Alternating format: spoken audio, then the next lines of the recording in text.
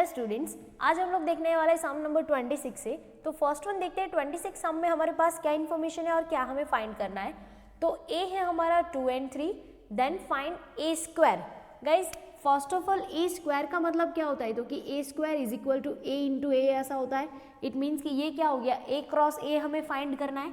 ए का वैल्यू हमारे पास क्या है, तो कि 2 and 3। अगेन ए का वैल्यू हमारे पास क्या है, तो कि 2 and 3। इट मीन्स कि हमें इन दोनों का कार्टेशियन प्रोडक्ट फाइंड करना है। क्लियर? तो ये क्या हो जाएगा, A square is equal to A cross A is equal to क्या हो जाएगा, अब ये दोनों एलिमेंट्स इन दोनों एलिमेंट्स के साथ मल्टीप्लाई होंगे। इट मीन्स कि 2 into 2 हमें कितने पैर मिलेंगे, 4। क्लियर? तो फर्स्ट ऑफ ऑल ये 2 2 2 3, फिर देन 3 2 एंड 3 3, तो टोटल ये हमें 4 पैर मिलेंगे। क्लियर? नेक्स्ट वन देखते हैं सम नंबर 27। सम नंबर 27 में हमें छोटा सा एक थ्योरम जैसा प्रूव करना है। Prove that A intersect B union A intersect B dash is equal to A होना चाहिए। क्लियर? अगर हमें विदाउट एलिमेंट्स यानी कि विदाउट एग्जाम्पल अगर हमें कुछ प्रूव करना है तो हम लोग ये दो कंडीशन हर टाइम सेटिस्फाई करते हैं कि एक दूसरे के अगर ये सबसेट प्रूफ हो जाते हैं तो इट मीन्स कि ये इक्वल हो जाएगा। क्लियर? तो फर्स्ट वन हम लोग फर्स्ट कंडीशन को प्रूव करते हैं। फर्स्ट कंडीशन हमें क्या पुट करना है, तो कि A intersect B union A intersect B dash. Clear? ऐसा पुट करके हमें ए लेके आना है। क्लियर? तो फर्स्ट ऑफ ऑल हम लोग सपोज कर लेते हैं कि x belongs to A intersect B union A intersect B dash है। क्लियर? इसका मतलब क्या हो जाएगी, ये x बिलोंग्स टू इनके साथ भी मल्टीप्लाई होगा और इसके साथ भी मल्टीप्लाई होगा। क्लियर? तो ये ऐसा हो जाएगा कि x belongs to A and B और x belongs to A and B dash.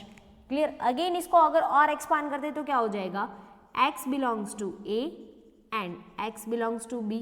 Clear? First one bracket हमारा ऐसा बनेगा, फिर बीच में और ये क्या हो जाएगा कि x belongs to a and x belongs to b dash. Clear? ये सेकेंड वन ब्रैकेट। अब देखो यहाँ पे ऐसा है कि x belongs to b dash, यानी कि x अगर b डैश में है तो x b में नहीं होगा। क्लियर? इसका मतलब यही होगा ना कि b में क्या होता है, जो b डैश में नहीं है वो, और b डैश में क्या होगा, जो b में नहीं है वो। तो इसकी जगह पे क्या हम लोग ऐसा लिख सकते हैं कि x belongs to b dash है, तो इसका मतलब क्या होगा कि x does not belongs to b होगा। क्लियर? तो यहाँ पे हम लोग ऐसा लिख देते हैं कि ये same as it is x belongs to a and x belongs to b और x belongs to a and x not belongs to b। Clear? अब देखो इसमें से x belongs to a and x belongs to a and इसको common निकाल सकते हैं। Clear? तो क्या हो जाएगा, x belongs to a and bracket में क्या बचेगा, x बिलोंग्स टू b और x does not belongs to b, यानी कि x belongs to b does not belongs to b, ये दोनों क्या हो जाएंगे, कैंसिल। तो हमारे पास सिर्फ बचेगा क्या, x बिलोंग्स टू a। तो ये हो गया हमारा इक्वेशन नंबर 1, यानी कि हमें ये मिल चुका है। सेकेंड वन हम लोग पुट करते हैं। सेकेंड वन हमें सिर्फ क्या पुट करना है, तो कि a से ही शुरुआत करना है, क्योंकि यहाँ पे a पुट करके हमें ऐसा लाने की कोशिश करनी है। क्लियर? तो हम लोग सपोज कर लेते हैं कि y बिलोंग्स टू a है। अब देखो आगे और कुछ सिंप्लीफिकेशन नहीं हो सकता, लेकिन हमें राइट हैंड साइड ऐसा वैल्यू लेके आना है। हम लोग मैथमेटिक के रूल के अकॉर्डिंग उसका फॉर्म चेंज कर सकते हैं, लेकिन मीनिंग चेंज नहीं कर सकते। तो क्या हम लोग यहाँ पे ऐसा कर सकते हैं कि y belongs to a and क्या हो जाएगा यहाँ पे, तो कि y belongs to b and y does not belongs to b। Clear? अब देखो यहाँ पे इसका हम लोगों ने क्या चेंज किया, यहाँ पे गाइज और आएगा। हाँ, यहाँ पे क्योंकि हम लोगों को बीच में यूनियन चाहिए इसीलिए। क्लियर? अब देखो y belongs to a and y belongs to b और y does not belongs to b। It means कि ये दोनों तो कैंसिल होके हमारा मीनिंग तो सेम एज इट इज रहेगा। या तो फिर यहाँ से भी देखो इसका रिवर्स जाओ, ये वाला स्टेप हम लोगों को मिल चुका। क्लियर? इट मीन्स कि हम लोगों ने मीनिंग चेंज नहीं किया, उसका सिर्फ थोड़ा सा फॉर्म चेंज किया। अब देखो y बिलोंग्स टू a है ना, इसको इन दोनों के साथ मल्टीप्लाई करते तो क्या हो जाएगा, y belongs to a and y belongs to b हो जाएगा और y belongs to a and y does not belongs to b। Clear? Same as it is ये रूल के लिए ये वाला फॉर्मेशन अप्लाई कर सकते हैं। इट मीन्स कि y does not belongs to b है तो y होगा कहाँ पे, b डैश में होगा। अगर b में नहीं है तो कहाँ पे होगा, b डैश में होगा। क्लियर? तो यहाँ पे इसकी जगह पे हम लोग y belongs to b dash लिख सकते हैं, क्योंकि ये दोनों क्या होता है, इक्वल होते हैं। क्लियर। अब देखो यहाँ पे हम लोग क्या कर रहे हैं, तो कि y belongs to a and y belongs to b और y belongs to a and y belongs to b dash. Clear. अब इसमें से हम लोग कॉमन निकाल के नोटिफिकेशन में उसको साइन दे देते हैं। यहाँ से y बिलोंग्स टू को कॉमन निकाल लेते हैं, तो यहाँ पे क्या बचेगा, a and b, it means क्या होगा, a इंटरसेक्ट b। क्लियर। बीच में और है तो उसकी जगह पे हम लोग डायरेक्टली यहाँ पे यूनियन लिख देते हैं। यहाँ से भी y बिलोंग्स टू को कॉमन निकाल लेते हैं, तो यहाँ पे भी क्या बचेगा, a and b dash, it means कि a इंटरसेक्ट b डैश, ऐसा बचेगा। अब इन दोनों में से भी तो y बिलोंग्स टू को कॉमन निकाल सकते हैं, तो क्या होगा, y belongs to a intersect b union a intersect b dash. ये हो गया हमारा equation number 2। From the equation number 1 and equation number 2 we can say that a intersect b union a intersect b dash is equal to a। Clear. Next one देखते हैं, सम number 28। हमारे पास ऐसे 4 set available है। Find क्या करना है हमें, तो कि a cross b intersect s cross t is equal to a intersect s into b intersect t। तो फर्स्ट ऑफ ऑल तो हमें a क्रॉस b फाइंड करना पड़ेगा लेफ्ट हैंड साइड को प्रूव करने के लिए। तो हम लोग फर्स्ट ऑफ ऑल वो फाइंड करते हैं, a cross b। It means क्या होगा कि 1 2 एंड 3 क्रॉस 2 3 एंड 4 होगा। क्लियर। अब देखो 3 एलिमेंट यहाँ पे, 3 एलिमेंट यहाँ पे, 3 इंटू 3 पैर कितने मिलेंगे हमें, 9 पैर मिलेंगे। क्लियर। तो फर्स्ट ऑफ ऑल हम लोग 1 से शुरू करते हैं। 1 इन सब के साथ मल्टीप्लाई होगा, फिर 2 इन सब के साथ मल्टीप्लाई होगा। क्लियर। तो हम लोग शुरू करते हैं 1 2 1 3 1 4। क्लियर। अब 2 का टर्न लेते हैं, 2 2 2 3 एंड 2 4।